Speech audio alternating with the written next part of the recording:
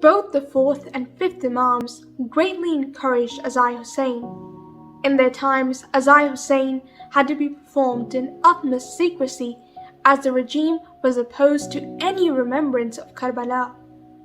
The poets who composed eulogies and the devout Shias who attended the gatherings at which these elegies were recited did so at the risk of their lives.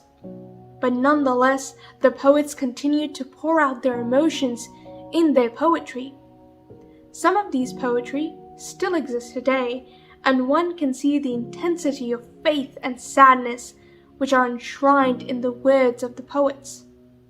Gradually, the institution of ziyarah came into being.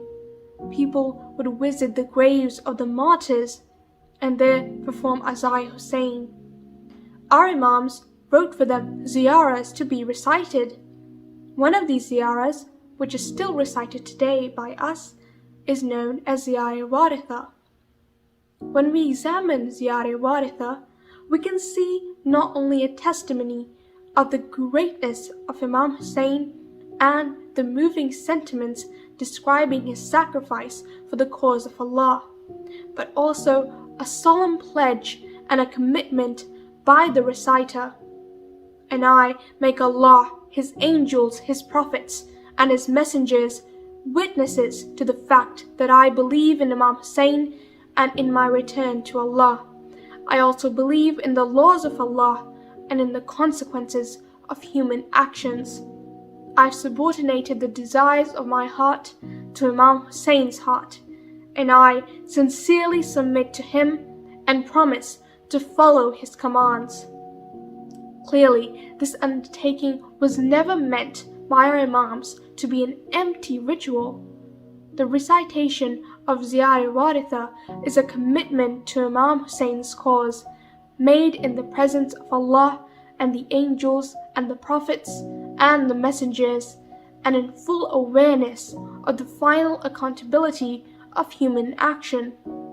One must always reflect upon the seriousness and solemnity of this pledge.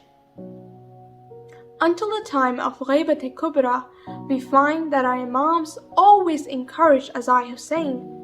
They saw in Azai Hussain not only a demonstration of grief for Imam Hussain and the martyrs of Karbala, but also a renewal of one's commitment to Allah and His laws, as explained in the Holy Quran and the Ahadith.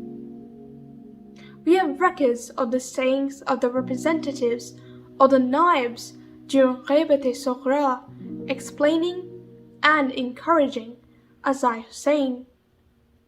From 329 AH onwards, the fuqaha and the ulamas took it upon themselves to perpetuate the message of Karbala.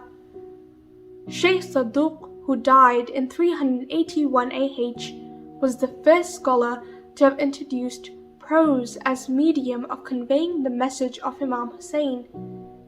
He would sit on a pulpit and speak about Imam Hussain and his message, while many of his students sat by the side of the pulpit and recorded the speech.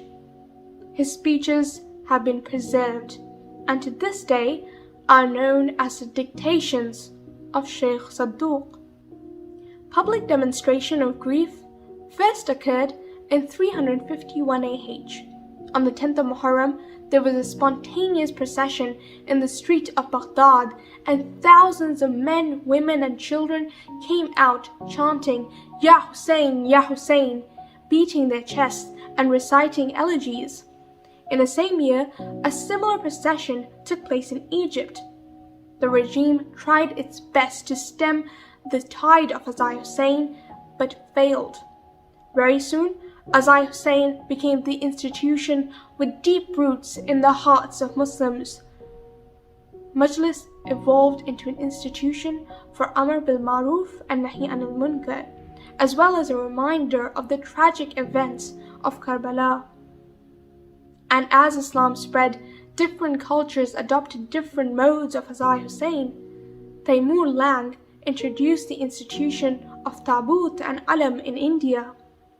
As Islam spread southwards on the subcontinent, the form underwent changes to take into account local cultural influences so as to portray the message of Karbala in the medium best understood by the local people, both Muslims and non-Muslims.